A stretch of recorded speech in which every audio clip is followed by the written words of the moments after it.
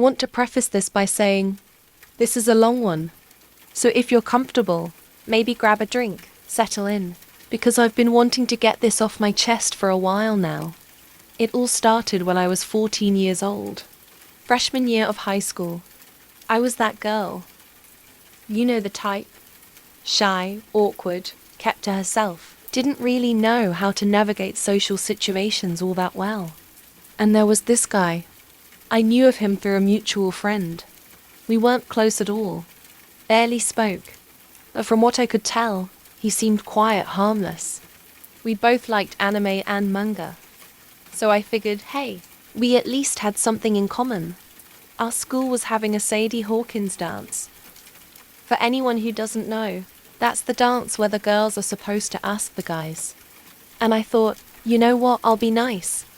I'll ask him. It'll be fun. No big deal. That was mistake number 1. He said yes.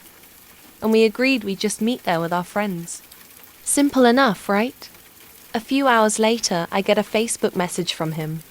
And it's not just a message. It's an essay. Pages long. He's telling me I'm beautiful. That comparing my beauty to anything else would be an insult. That he'd always had feelings for me. And at the end of it, he asked me to be his girlfriend. I was 14. I was uncomfortable. I didn't really know how to handle it. So instead of trusting my gut, I said yes. That was mistake number 2. He asked for my phone number so he could call me that night. And again, not knowing how to say no gracefully, I gave it to him.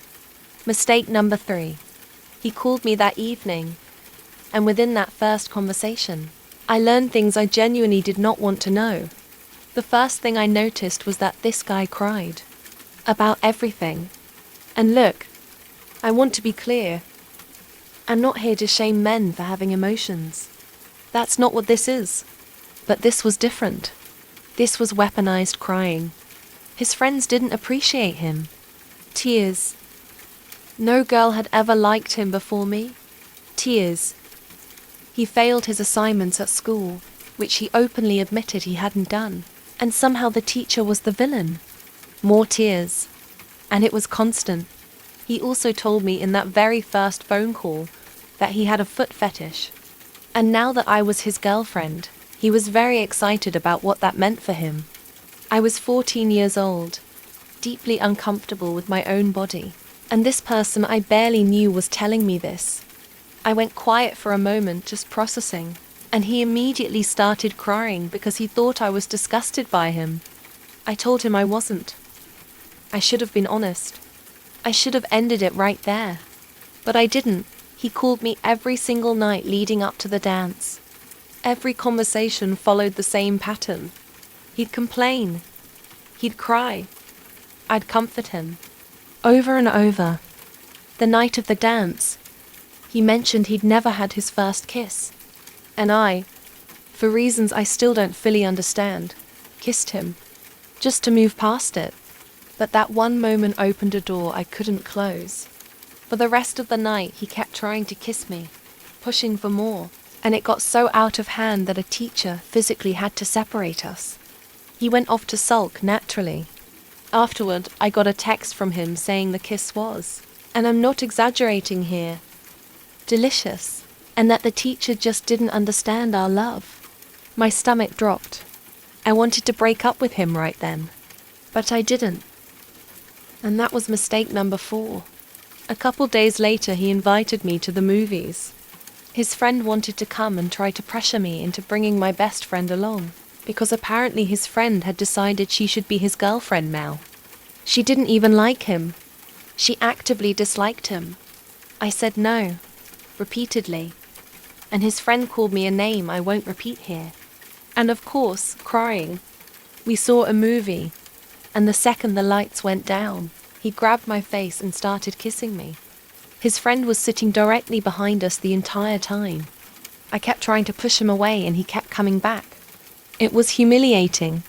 When I got home that night, he messaged me asking for a photo of my feet. I told him no. And that's when everything shifted. He told me that if I didn't send him a photo, he was going to kill himself. And that it would be my fault. I was horrified. I was a teenager. I didn't know how to process that kind of threat. So I sent the photo. I'm not proud of that, but I was scared. The next night he accused me of cheating on him and being, in his words, naughty with other people.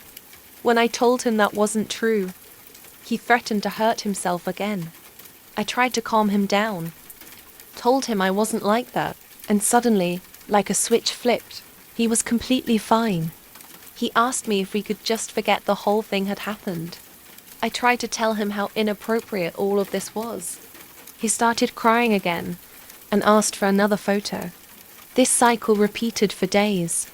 I'd be busy, at school, babysitting, doing volunteer work, and he'd message me constantly.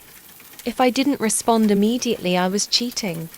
I'd explain myself, he'd apologize, play the victim, and then ask for a photo to calm down. After 2 weeks of this, I ended it. He cried and begged to stay friends. He told me he was transferring schools. So I thought, okay, it's over. I'll never have to deal with this again. I was wrong. Every single year, from the time I was 14 until I was 21, he found a way to reach out. Sometimes it was casual. Hey, we're still friends, right? Sometimes it was sad. I'm pathetic, aren't I? And sometimes it was exactly what you'd expect, asking for photos. I ignored him. I blocked him on every platform I could find. I thought that was enough. Then at 21, I'm in college now, hours away from my hometown, in a relationship. I get a notification. He's followed me on Instagram. I block him within seconds. Not 5 minutes later, a message slides into my Facebook from an account I don't recognize. Why did you block me on Instagram? 7 years. 7 years had passed and he was still doing this. I snapped. I sent him a message making it very clear that if he contacted me again, in any form, through any account, I would pursue a restraining order. I told him exactly what that would mean for his future. And for the first time, instead of crying, he got nasty. Called me names, told me he couldn't believe he'd ever had feelings for someone like me. Then he was gone. A few months later, I heard from another girl who had dated him after me. She reached out to tell me the same things had happened to her. The threats, the manipulation, the emotional coercion. I wasn't alone. I never was. Looking back, I was a kid who didn't know how to say no. I was conflict-averse and scared, and I didn't have the language to describe what was happening to me. It took me years to understand that what he was doing wasn't just weird or annoying. It was manipulative. The self-harm threats were a tool. The crying was a tool. Everything was designed to keep me compliant and afraid. If you're younger and you're reading this or listening to this, trust your discomfort. The moment something feels wrong, it probably is. You don't owe anyone a yes just because you're afraid of their reaction. And if someone is threatening to hurt themselves in order to control your behavior, that is not love. That is not your responsibility. Please tell a trusted adult and step away. I'm okay now. I've been okay. But I carry this story with me, and I think it's worth telling, because I know I'm not the only one who's ever been in a situation like this and didn't know how to get out.